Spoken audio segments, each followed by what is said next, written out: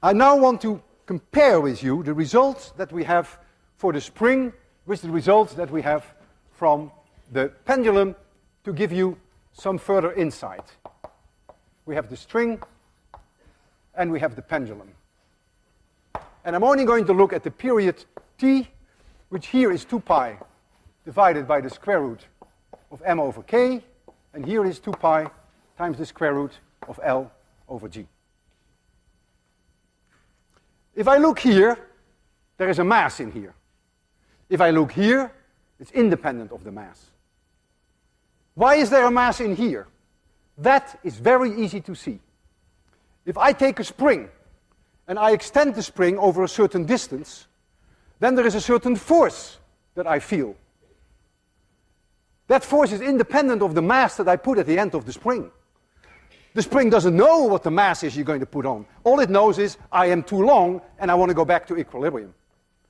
That force is a fixed force. If I double the mass, that fixed force will give, on double the mass, half the acceleration. If the acceleration goes down, the period of oscillation goes up. It's very clear.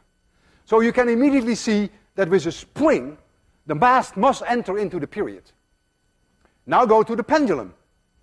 If I double the mass of my bob at the end of a pendulum, then the vertical component of the tension will also double. That means this restoring force, which is proportional with the tension, will also double. So now the restoring force doubles, and the mass doubles, the acceleration remains the same, the period remains the same. So you can simply argue that there should be no mass in here, and there isn't. How about this K? If K is high, then a spring is stiff. What does that mean, a stiff spring? It means that if I give it a small extension, that the spring force is huge.